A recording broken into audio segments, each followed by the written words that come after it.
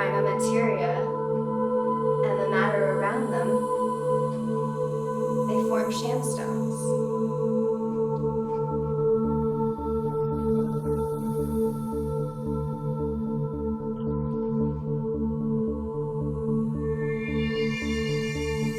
Four-leaf clovers, they're my number one. I would just find them. I didn't even have to try. As a little girl, all I ever did was spend my time in nature. And of course, I like to look at the microscopic things. I like to dig in the grass and see what makes up the grass. What are all the weeds? What are all the shapes?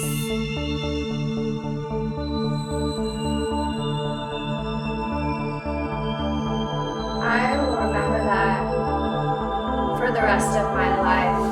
It's something that I hold so dear to me. It was March 3rd, 1986. Something in me changed. It was the first time I really realized there was something beyond me, beyond Earth. You know, something out there was wilder than I could ever even imagine. There are so many places and so many points in time. It's infinite, unmeasurable. Of course, I believe in extraterrestrial life. The first time I encountered the seers, or queens as you call them, was in a vision that I had. It was of these pink, green, and orange orbs that were coming toward me, brighter and brighter and brighter and brighter, and they had this sound, this melody, this music that just kind of floated in the air, and I could hear it in my brain.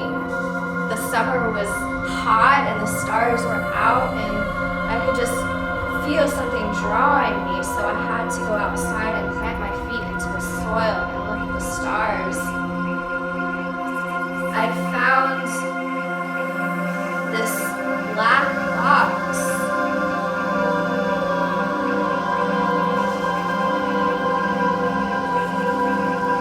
And it was almost weightless. It felt like nothing.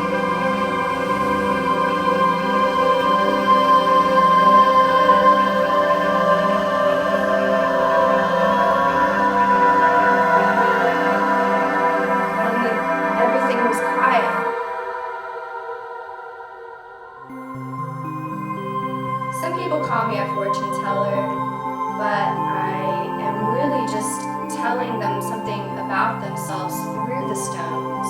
I speak for the stones. I hear them and can translate them to people.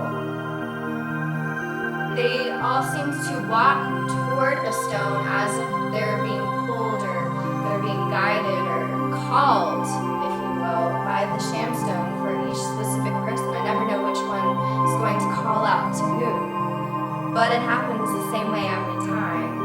They take it and they hold it up to their eyes, and you can just see their eyes, something in them changes. I believe my shamstones help teleportation, absolutely. With each batch, I might use a special collection of ingredients. A blue pearl, some phoenix tears, those are particularly special. This thing called the Arkenstone, and it collects the powers of the earth and botanicals and different things that I try to embed inside of them. And so each batch will have ingredients that kind of match a whole collection. I've had to travel through all sorts of places to find these things. These aren't ingredients that you find every day. So sometimes I have to transcend and teleport to different realms or planes, if you will. I feel like these days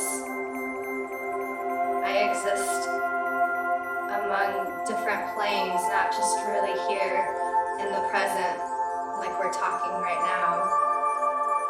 I remember making one set in particular, this one batch of crystals, and I was working in my studio, crushing some moonstone, as one does. I moved a pile of papers over, and there was the box I had found all those years ago. I opened the box. A warm wash of color poured out over me, just as it had before, with the pink and the green and an orange light. And it was something so bizarre. I had never experienced this before. The lights and the melody were being sucked into the crystals. It was like the crystals were using this energy, this beautiful sound, and charging themselves.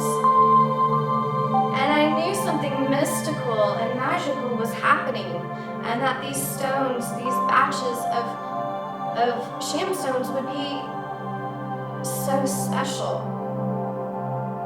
There was a knock on my door. It was the seer.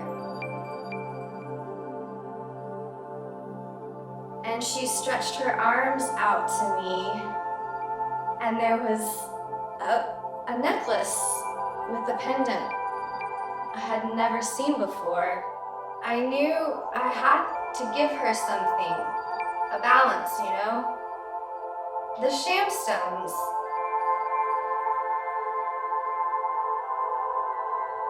She took one single shamstone and looked at me dead in the eyes and said,